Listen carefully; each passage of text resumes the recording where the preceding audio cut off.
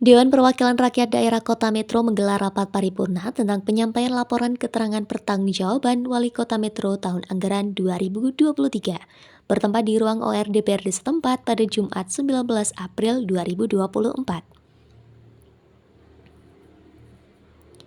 Pada rapat paripurna tersebut juga dibahas tentang rancangan peraturan daerah usul pemerintah daerah Kota Metro tentang pengendalian pengawasan minuman beralkohol dan penyampaian rancangan peraturan daerah inisiatif DPRD Kota Metro. Wali Kota Metro Wahdi dalam laporannya menyampaikan pencapaian di tahun 2023 yang merupakan tahun ketiga memimpin Kota Metro. Dia mengatakan bahwa terdapat 3 aspek dalam pencapaiannya, yaitu aspek kesejahteraan masyarakat, aspek pelayanan umum, dan aspek daya saing daerah. Pertama, aspek kesejahteraan masyarakat, yakni pertumbuhan ekonomi Kota Metro dalam rentang waktu 2021 sampai dengan 2023, menunjukkan tren yang menggembirakan. Pada tahun 2023, pertumbuhan ekonomi Kota Metro menyentuh angka 4,86%.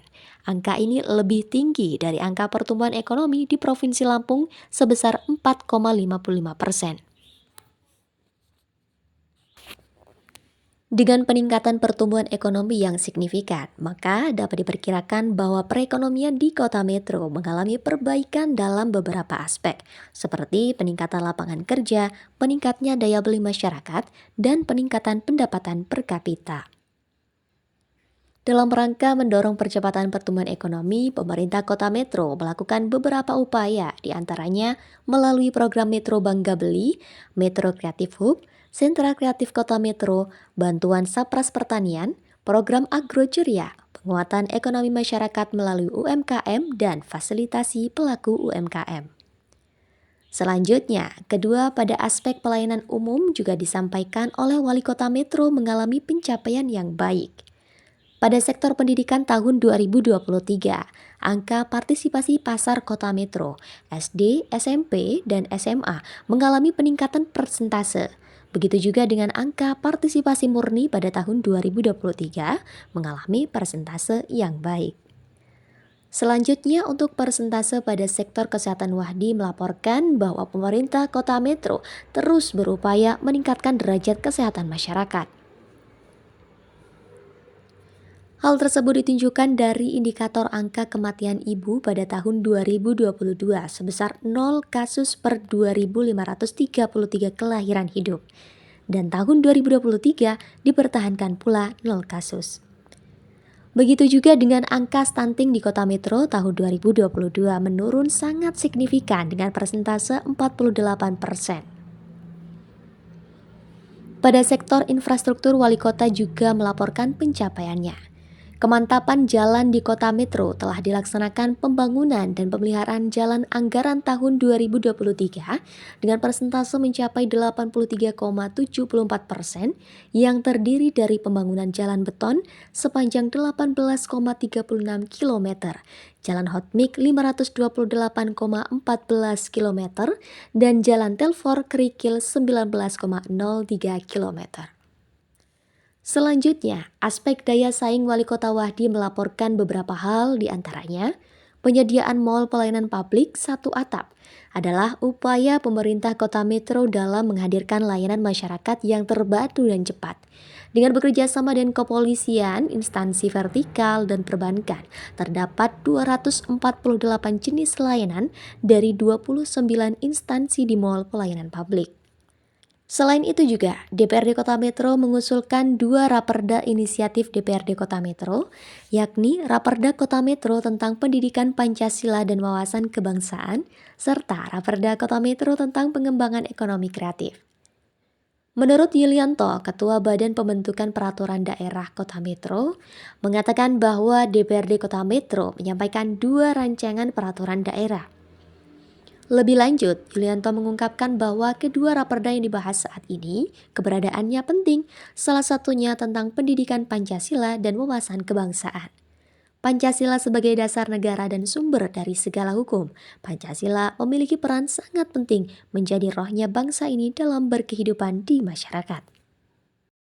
Mengancam masa depan generasi muda bangsa, khususnya generasi muda Kota Metro, dapat mengganggu keamanan dan ketertiban masyarakat, serta menjadi salah satu faktor pendorong terjadinya tindak kekerasan dan kriminalitas, sehingga memerlukan pengendalian dan pengawasan terhadap peredaran dan penjualannya. Upaya pemerintah daerah terhadap minuman beralkohol ini menghadapi kebutuhan untuk segera melakukan penyesuaian. Hal ini dipandang sebagai langkah penting untuk menjaga ketertiban dan kenyamanan masyarakat, mengingat dampak besar yang ditimbulkan oleh minuman beralkohol, termasuk terjadinya tindakan kriminal yang situasi yang dapat membuat masyarakat menjadi tidak nyaman. Berdasarkan pertimbangan tersebut, maka pemerintah Kota Metro menganggap perlu adanya peraturan daerah yang mengatur tentang pengendalian dan pengawasan terhadap peredaran dan penjualan minuman beralkohol. Peraturan daerah ini diharapkan mampu memberikan perlindungan kepada masyarakat Kota Metro dari berbagai sisi, khususnya terhadap kesehatan, ketertiban, ketentraman masyarakat dari dampak buruk minuman beralkohol. Demikianlah yang dapat kami sampaikan pada kesempatan kurnianya, sehingga pada kesempatan sore ini kita bisa melaksanakan acara rapat paripurna pada sore hari ini.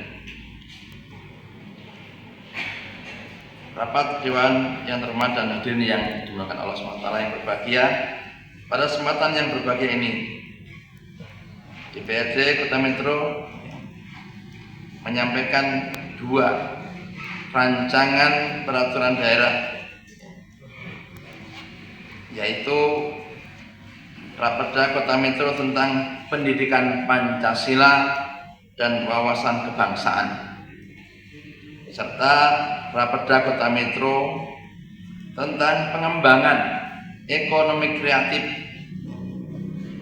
Kami sangat berharap kedua Raperda Kota Metro tersebut dapat menjadi sumbangsih untuk meningkatkan kualitas penyelenggaraan pemerintahan, pelaksanaan pembangunan, serta dapat mendukung terwujudnya kesejahteraan bagi seluruh masyarakat Kota Metro.